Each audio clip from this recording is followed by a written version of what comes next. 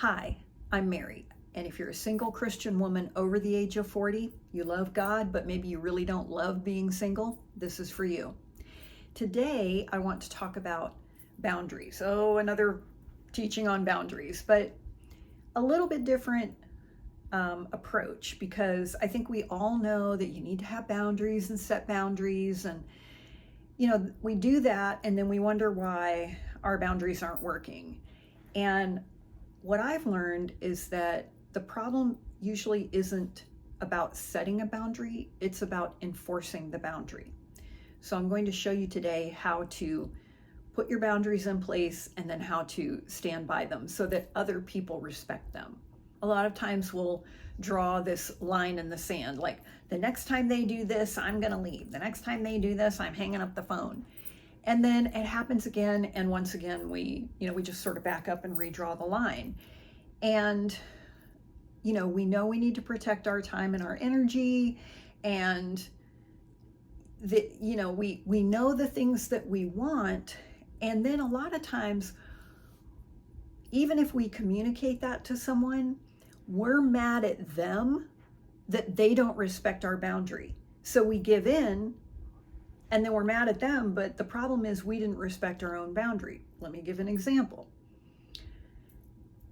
I was dating a man one time, and it was a Friday night.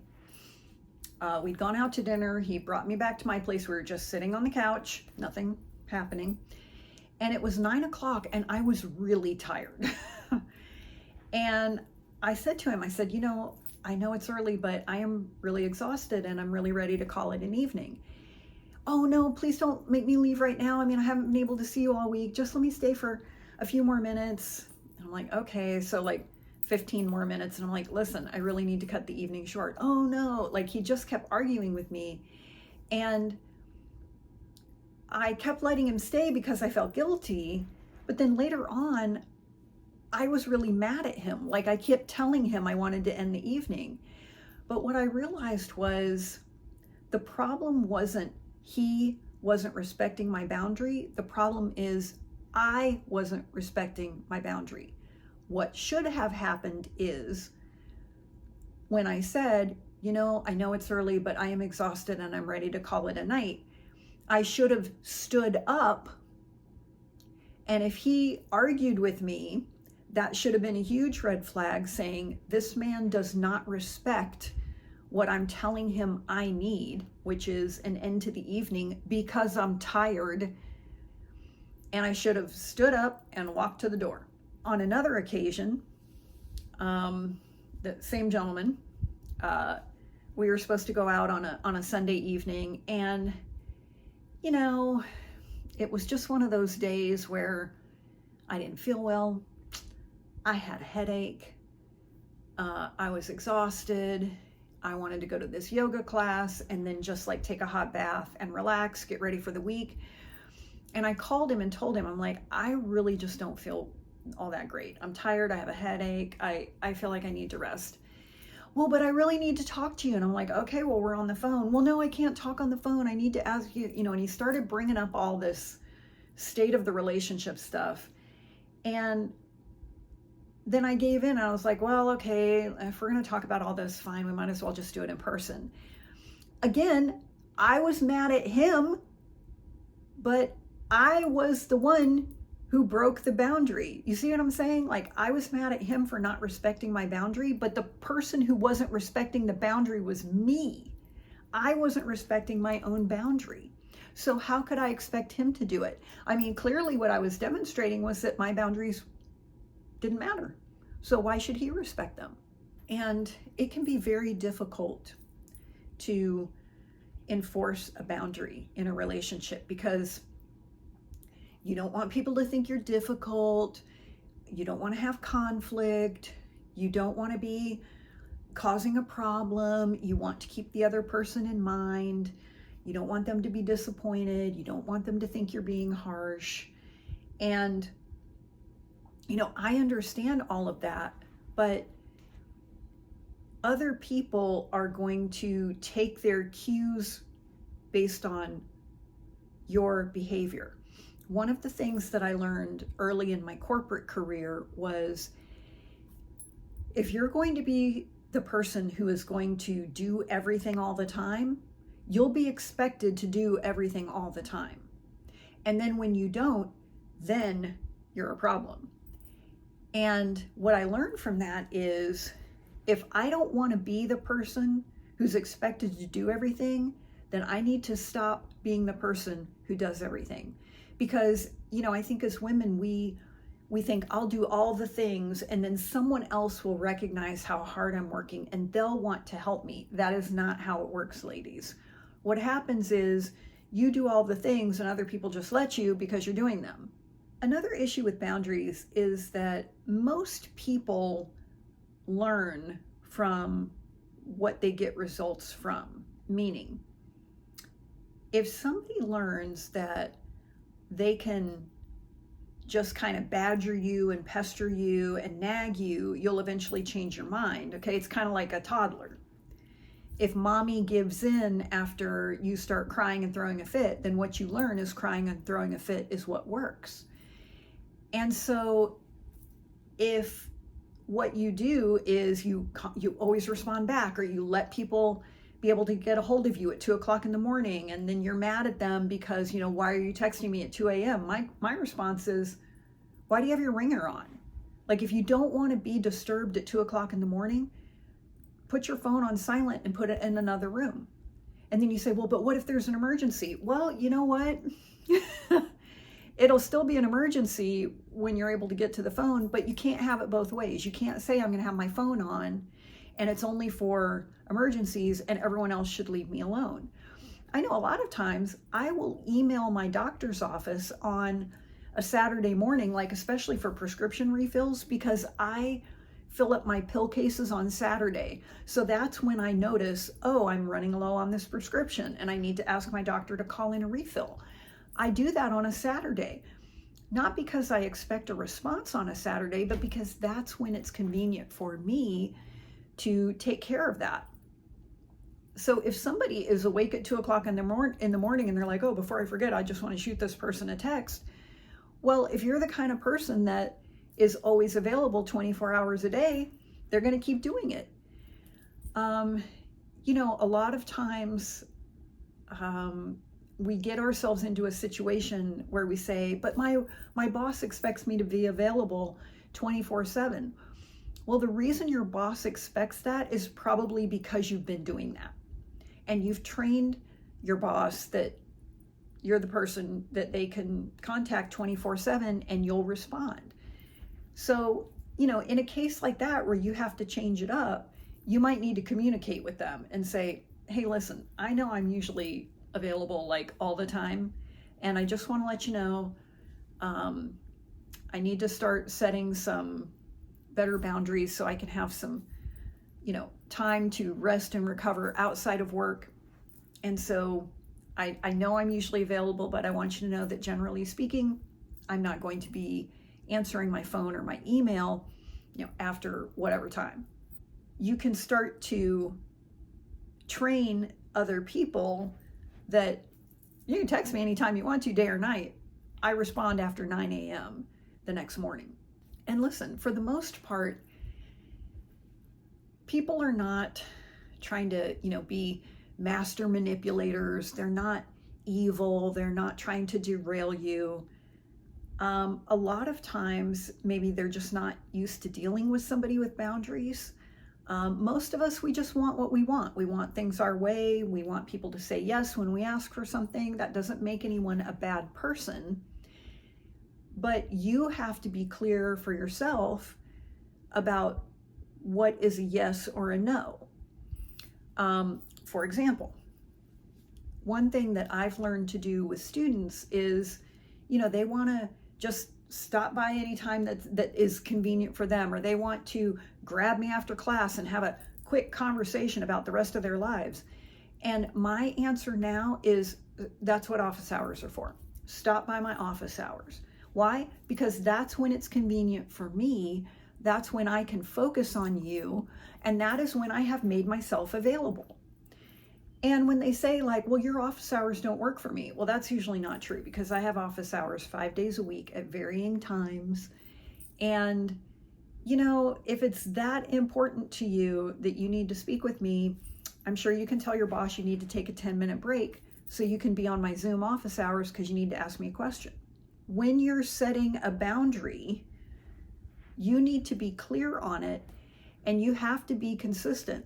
This is what it is all the time.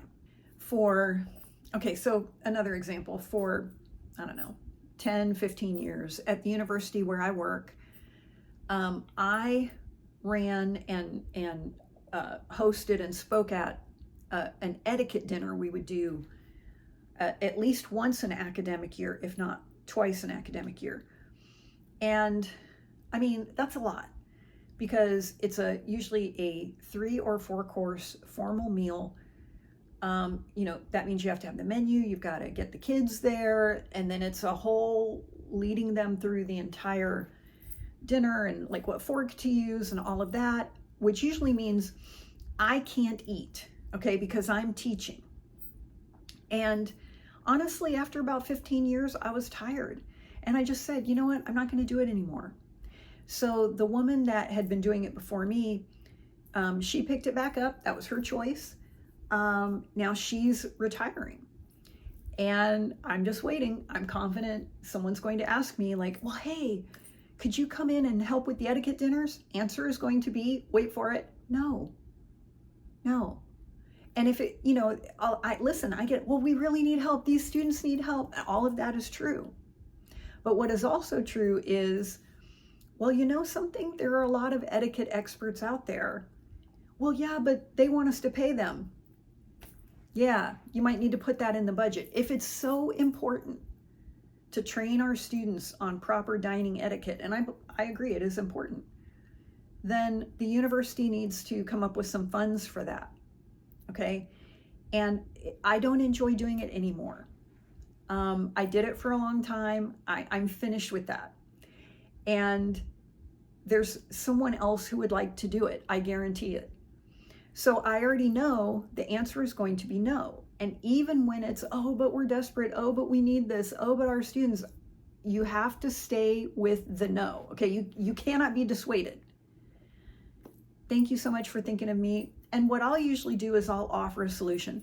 Hey, thank you for thinking of me. I'm not doing those anymore, but I have 2 etiquette experts who are in the area who would probably be available to come and help with the dinner. They may charge you. I don't know what that would look like, but I'll give you their phone numbers. So I'm saying no, I'm giving you an alternate solution, and you can figure it out. Because again, if I start that up again, now I'm going to be the default etiquette person, because it's just easier to ask Mary to come in and do it for free than it is to try to coordinate with someone who wants to be paid. And listen, healthy boundaries are not about controlling other people or being mean or being rigid. But I think, the older you get, you start to become aware that your energy is limited. And listen, I know all these wellness experts who usually are men say that, oh, the older you get, your energy won't change. You can still have just as much energy. I'm like, well, you know what? Check in with your thyroid. Have you heard of menopause? Because I don't care what these male influencers say. When you're a woman and you've got your thyroid all messed up and you're going through menopause, like, no, things change. I'm sorry. You don't have this. I don't have the same energy today than I had when I was 35. When I was 35, I could go work a full week and then I could go out and do all the things. Now I work and I'm like, I'm so exhausted on Friday night. Like, I just want to stay at home. And so for me, that boundary around, say, for example, the etiquette dinner, it's not because I'm being mean and I don't want to help you. It's because when I look at my life and I look at the things that I need to do and I want to do and how I want to feel, that energy that it takes to make the etiquette dinner a success is energy that I need for something else today. So it's not about I'm not supporting you. It's just saying, you know what? that's not the role that I want to function in anymore. And listen, boundaries, Dr. Henry Cloud and John Townsend, they wrote the probably the handbook for boundaries, actually called Boundaries. And it's a book that's been out for, I don't know, 30 years or so. And it's very popular in churches. I highly recommend it. And Dr. Henry Cloud talks about boundaries being like fences. So in the same way that you would have a fence on your property, just to designate, this is where my property begins and this is where yours ends. Boundaries are like that. So it's not like a brick wall that no one can get into, but it's a fence where sometimes you let someone in the fence, other times you may not. And here's the thing, having clear boundaries is really key to a healthy relationship, because when people know what to expect from you, they get more clarity on what to expect from you. So one thing too about men is men like to know what the rules are. And if you're not clear and consistent with boundaries, then you're constantly moving the goalpost. Tell me a sport where that happens. I mean, watch a soccer game. Are they moving that goal all over the place? No, of course not. So getting clear about what is a yes for you and what is a no for you.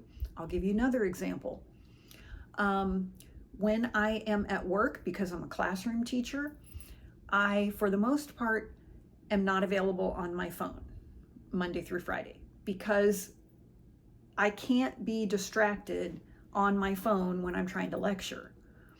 And I mean, I'm not saying I never look at it during the day. I might look at it between classes, but for the most part, my family knows, like, don't call me in the middle of the day for a chit chat because I'm in the classroom teaching and I don't have my phone on. Most of my friends know you're probably not going to reach me after about 8 o'clock at night, because that's when I've started shutting everything down. I don't want the stimulation. I want to start to get ready for bed and, start to downshift from the day. So when you set boundaries, you need to respect them. Now, when you're respecting your boundary and somebody else isn't, huge red flag. I had a man in town call me one time, and I knew him professionally, and he wanted me to join the board of this organization he had started. Great organization. It's still around today. Fantastic group. But I just couldn't do it. Okay, I just had too much going on. And he said, I really want you to serve on this board. And I said, I thank you so much, but I really can't do it. I have a lot going on, and especially here at the university.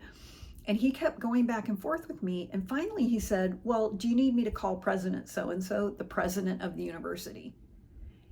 And I was like, you can call him if you want to, but he doesn't arrange my schedule. So it showed me a lot that when I said, thank you so much for thinking of me, I do support your group, but my plate is full and I really can't take that on right now. He kept arguing with me. And listen, when people are arguing with you about a boundary you've set, that's not love, that's control. And you might need to really think about other things in the relationship, if that's really a healthy relationship, if someone cannot even respect what you are telling them. So, listen, it can be very difficult to even get clear about boundaries and standards if you're just heartbroken, because you can't even get clarity because you're just in so much emotional pain. So if that's something you're struggling with, I put a free teaching. It's underneath this video. If you're listening to the podcast, it's in the show notes. It's called The ABCs of Healing, totally free. I walk you through how to recover and move past heartbreak so that you can start to have what I call a wonderful life. And that's where you have peace and you have joy, not because you're single, but while you're single. And I want to thank you very much for joining me today, and I hope you have a wonderful rest of your day.